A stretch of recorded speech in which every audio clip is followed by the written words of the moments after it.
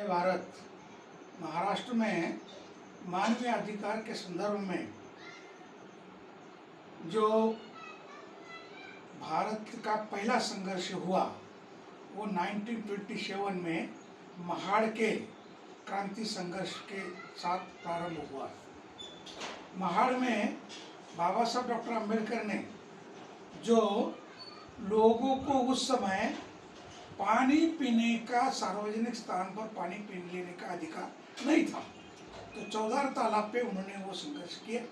और उस समय उन्होंने जो बात रखी, उन्होंने कहा कि ये मानवीय अधिकार का जो संघर्ष है ये फ्रांस रिवॉल्यूशन के साथ कंपेयर किया जा सकता है। ये फ्रांस रिवॉल्यूशन के कम नहीं है, क्योंकि ये मानवीय अधिकार की भारत की लड़ाई है।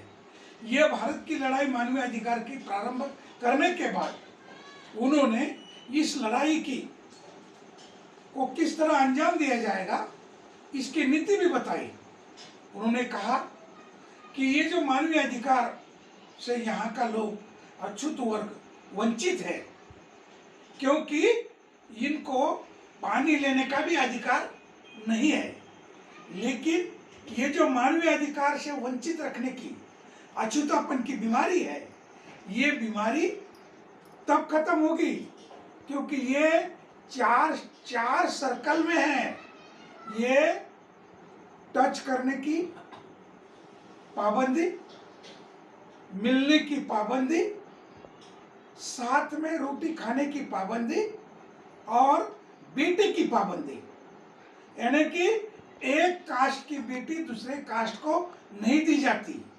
तो ये अछूतापन का जो कास्ट की पाबंदी है, इसे समूचा भारतीय समाज व्याप्त है और अपने ही बच्चों को मानवीय अधिकार से वंचित करता है, क्योंकि ये अनटचेबिलिटी जो है, इसकी बेटी दूसरे घर में, दूसरे जाति के घर में ब्याही नहीं जाएगी। ये जो अनटचेबिलिटी है, इसी अनटचेबिलिटी में रोटी की अनटचेबिलिटी, लोटी की यानी पानी पीने की अनटचेबिलिटी और स्पर्श करने की अनटचेबिलिटी, ये सभी अनटचेबिलिटी इसी अनटचेबिलिटी में निहित है।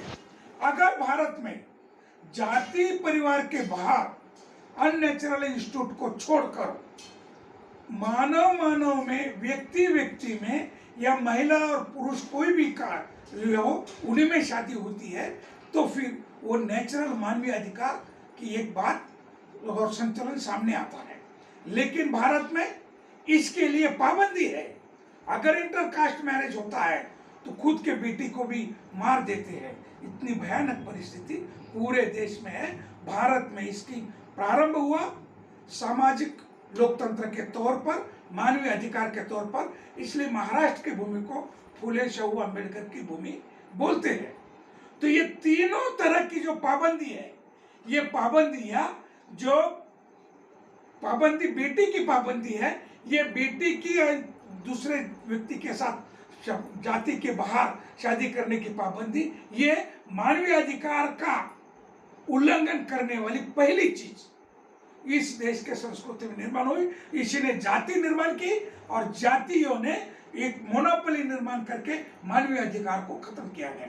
आज भारत में समाज जो है वो खुद की आइडेंटिटी जाति की बोलता है या वर्ण की बोलता है, लेकिन मैं मानव हूं और मानवीय अधिकार होना चाहिए।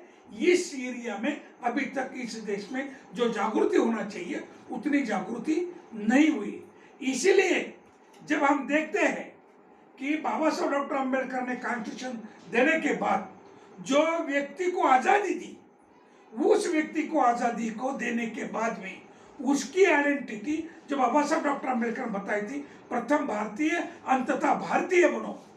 और जब भारतीय आप बनोगे तब सही मायने में आप रियल निर्वाचक बनोगे, और जब रियल निर्वाचक बनोगे तो आप पार्लियामेंट्री सिस्टम के सरकार के अंतर्गत योग्य और लायक रिप्रेजेंटेटिव चुन के देंगे, और तभी सरकार डेमोक्रेटिक व्यवस्था की सरकार होगी।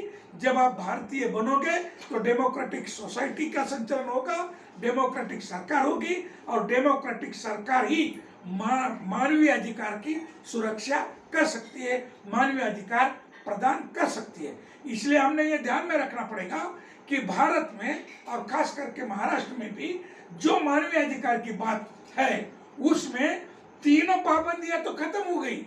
मिलने की पाबंदी खत्म हो गई, साथ में खाना खाने की पाबंदी खत्म हो गई, रोटी की पानी पीने की पाबंदी खत्म हो गई, मगर आज भी बेटी की पाबंदी बरकरार है, जाति की आइडेंटिटी बरकरार है। जाति की आइडेंटिटी खत्म करने के लिए आपको जाति के बजाय अपनी इंडियन कॉन्स्टिट्यूशन के तहत भारतीय आइडेंटिटी बनानी पड़ेगी। जब आप भारतीय बनोगे तो आप जाति के बाहर जाकर एक अच्छे नागरिक बनके काम करोगे और अच्छे नागरिक बनके एक नागरिक का रिप्रेजेंटेटिव चुनेंगे, अपने जाति का और अपने धर्म का या किसी पार्टी का पर्टिकुलर रिप्रेजेंटेटिव नहीं चुनेंगे। इसलिए मानवीय अधिकार के लिए हमें प्रथम जागृति करनी पड़ेगी कि भारत का व्यक्ति नागरिक बने, भारत का नागरिक बने। जब तक ये भारत का नागरिक नहीं बनता और जाति के आइडेंटिटी से मुक्त नहीं होता, तब तक व्यक्ति अपने बहु बेटियों को भी मानवीय अधिकार प्रदान नहीं कर सकता। धन्यवाद।